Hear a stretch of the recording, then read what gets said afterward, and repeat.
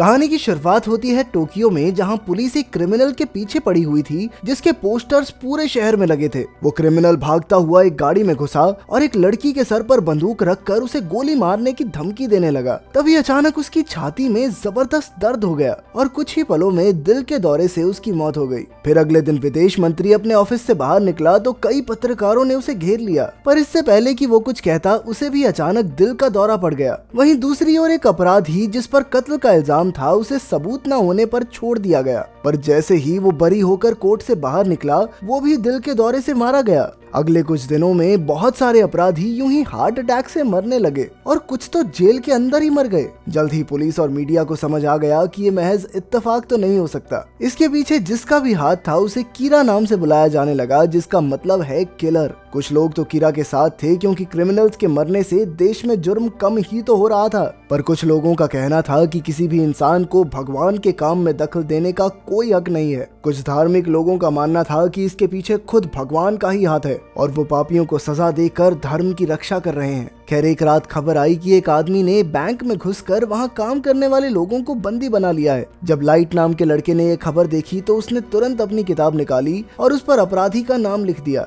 इसके कुछ ही पलों बाद टीवी पर खबर आई कि अपराधी की हार्ट अटैक से मौत हो गई। फिर अगले दिन कॉलेज में लाइट और उसकी गर्लफ्रेंड शियोरी कीरा के बारे में बात कर रहे थे। शियोरी का कहना था कि कीरा कानून को अपने हाथ में लेकर बहुत गलत काम कर रहा है, पर लाइट ने कहा कि ऐसे इंसान का हो सकता है कि कानून से विश्वास उठ चुका हो। कुछ हफ्तों पहले ही उसने पुलिस की एक वेबसाइट को हैक करके देखा था कि कई केसेस में अपराधियों को बिना पकड़े ही केसेस को बंद कर दिया गया। फिर एक रात वो एक बार में गया जहां उसने कुछ क्रिमिनल्स को आपस में बातें करते हुए सुना कि उन्हें मासूम लोगों पर जुर्म करने में कितना मजा आता है। जब लाइट उन्हें घूर रहा था तो एक अपराधी ने उसे चाकू दिखाकर कहा कि उनका कोई बाल भी बांका नहीं कर सकता। ये सुनकर शियोरी को भी बुरा लगा, पर लाइट ने उसे पूरी कहानी नहीं सुनाई। असल में जब लाइट बार से बाहर निकला तो उसने गुस्से में अपनी कानून की किताब कचरे में फेंक दी। तभी अचानक उसकी नजर जमीन पर पड़ी हुई एक किताब पर पड़ी जिसका नाम था डेथ नोट। वो किताब को उठाकर घर ले आया और उसने उसका पहला पन्ना पढ़ा। उस पर लिखा था कि जिसका भी नाम इस किताब में लिखा जाएगा उसकी तुरंत ही मौत हो जाएगी।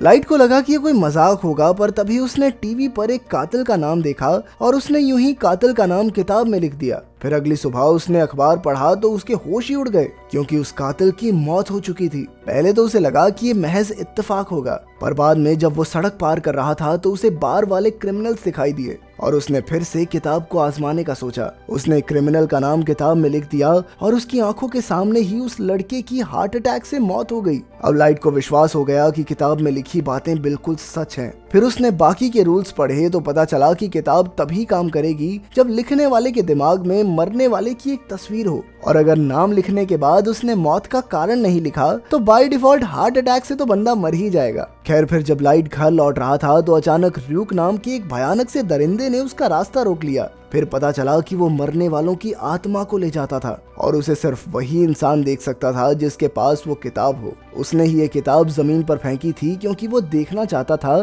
कि इंसान इसका किस तरह से इस्तेमाल करेंगे। ये सुनकर लाइट ने कहा कि वो डेथ नोट की मदद से दुनिया के सारे क्रिमिनल्स को खत्म कर देगा। इसके 4 महीने बाद पुलिस अब भी कीरा को ढूंढ रही थी, पर उसका कोई नामो निशान नहीं था। इसके बाद हम डिटेक्टिव सोइचिरो को देखते हैं जो असल में लाइट के पिता थे। उन्हें कैसे भी करके कीरा तक पहुंचना था, इसीलिए उन्होंने एल नाम के एक जीनियस आदमी से बात की जो सिर्फ लैपटॉप के जरिए बात करता था। एल ने पूरी दुनिया के खुफिया अपराधों पर रिसर्च करके पता लगाया था कि कीरा जापान में ही रहता है। फिर उसे ढूंढने के लिए एल ने एक प्लान बनाया। उधर लाइट ने टीवी पर एक खबर देखी जो पूरी दुनिया में दिखाई जा रही थी। इसमें एक डिटेक्टिव ने यह दावा किया कि उन्हें कीरा के खुफिया सबूत मिल गए हैं। स्क्रीन पर डिटेक्टिव का नाम देखकर लाइट ने तुरंत उसका नाम किताब में लिख दिया और वो उसी पल मर गया। तभी अचानक स्क्रीन पर एल का लोगो आया और उसने कहा कि ये सब उसके प्लान का एक हिस्सा था। जिस आदमी की मौत हुई वो कोई डिटेक्टिव नहीं बल्कि एक अपराधी था और ये खबर पूरी दुनिया में नहीं बल्कि सिर्फ जापान में ही दिखाई जा रही थी।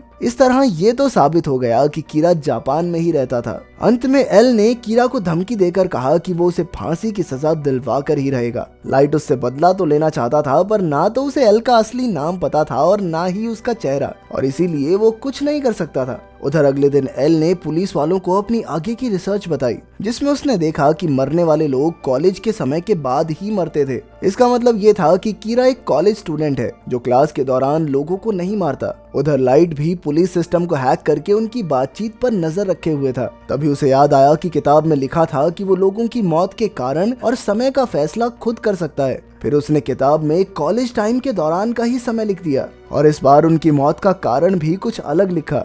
अगले दिन जब दिन में भी लोग मरने लगे तो एल को समझ आ गया कि कोई तो कीरा तक उनकी बातें पहुंचा रहा है। अब एल ने सभी पुलिस वालों और उनके परिवार पर नजर रखनी शुरू कर दी। कुछ दिन बाद लाइट र्यूक के साथ कहीं जा रहा था कि उसे एहसास हुआ कि कोई उनका पीछा कर रहा है। र्यूक ने बताया कि ये आदमी 2 दिन से उसका पीछा कर रहा है। कुछ देर बाद लाइट और शियोरी एक बस में बैठे और ये आदमी उनके पीछे बैठ गया। लाइट ने तुरंत उससे पूछा कि वो उसका पीछा क्यों कर रहा है, पर उस आदमी ने इस बात से साफ इनकार कर दिया। तभी अचानक एक आदमी बस में घुसा और उसने बस को हाईजैक कर लिया।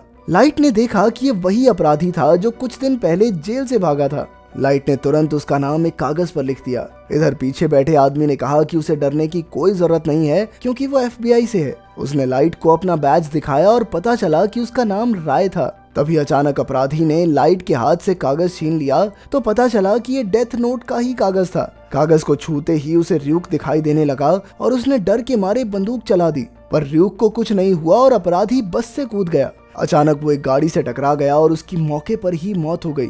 असल में ये सब वैसा ही हुआ था जैसा लाइट ने उस कागज में लिखा था। अब लाइट को ये पता चल चुका था कि पुलिस उस आदमी को ढूंढ रही है जो अंदर की खुफिया जानकारी बाहर पहुंचा रहा है। लाइट राय को मारना चाहता था, लेकिन इसका इल्जाम उस पर लगने का काफी खतरा था, इसीलिए उसने इस केस से जुड़े सभी FBI ऑफिसर्स को ढूंढना शुरू कर दिया। उधर राय अपनी पत्नी नायोमी से मिला और कहा कि वो आज बाहर नहीं जा पाएंगे। इसके बाद राय वहां से निकल गया तो नायोमी को उस पर शक हुआ और वो भी उसका पीछा करने लगी। जब राय ट्रेन में घुसा तो नायोमी ने देखा कि उसने एक एनवेलोप निकाला जिसमें कुछ कागज और एक रेडियो था। तब लाइट ने दूसरे डब्बे से अपनी आवाज बदलकर राय से कीरा बनकर बात की। जब राय ने उसे ये साबित करने को कहा तो लाइट ने राय के साथ बैठे हुए आदमी को मार डाला क्योंकि वो भी एक क्रिमिनल था। फिर लाइट ने राय को धमकी दी कि अगर तुमने मेरी बात नहीं मानी तो मैं ट्रेन में मौजूद हर एक इंसान को मार डालूंगा। आखिरकार राय ने लाइट के कहे मुताबिक अपने लैपटॉप से इस केस के सभी FBI एजेंट्स के नाम निकाले और उनकी तस्वीर देखते हुए उनके नाम कागज पर लिख दिए।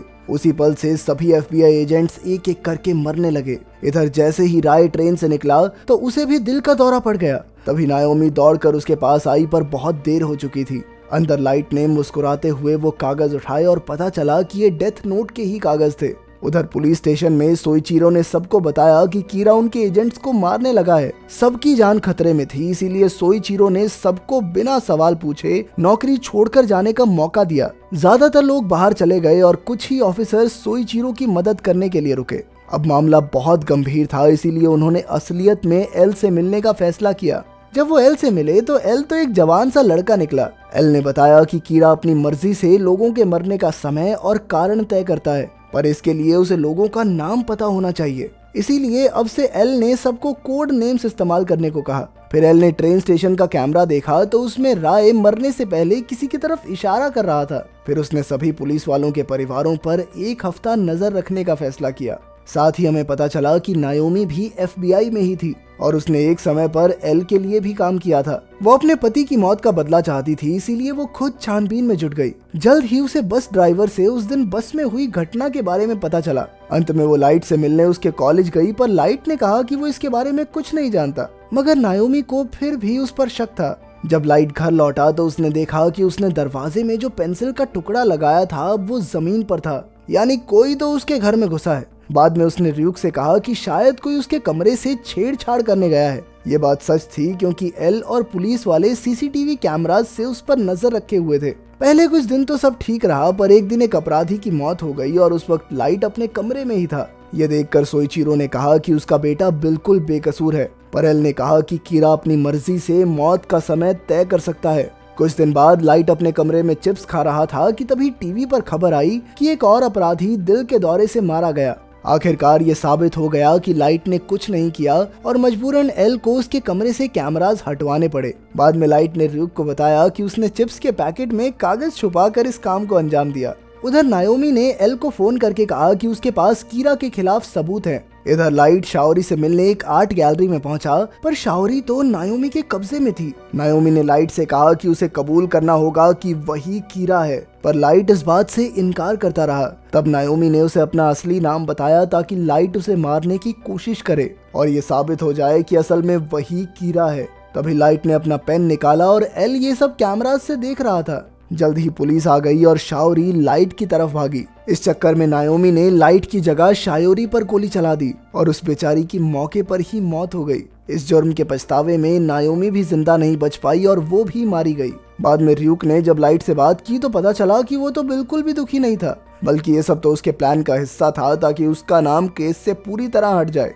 असल में लाइट उस चर्च में गया था जहाँ राय और नायोमी की शादी हुई थी। वहाँ से उसने नायोमी का असली नाम पता लगाया और फिर उसने अपनी मर्जी से उससे ये सारे काम करवाए। ऐसे पत्थर दिल इंसान को देखकर तो रियूक भी हैरान हो गया। खैर, अपना नाम साफ करके लाइट शाओरी की मौत का बदला लेने का नाटक करने लगा। तब सोइचोरो ने उसकी मदद के लिए उसे एल से मिलवाया, जो वहीं चिप्स खा रहा था, जिसकी आड़ में लाइट ने अपने प्लान को अंजाम दिया था। वहीं दूसरी ओर मीसा नाम की एक लड़की एक गुंडे से पीछा छुड़ाकर भाग रही थी कि अचानक वो दिल के दौरे से मर गया। तभी मीसा को जमीन पर वही किताब डेथ नोट पड़ी हुई मिली और यहीं पर कहानी खत्म हो गई। अगर वीडियो पसंद आई तो लाइक कर देना, चैनल को सब्सक्राइब कर देना। मिलते हैं अगली वीडियो में।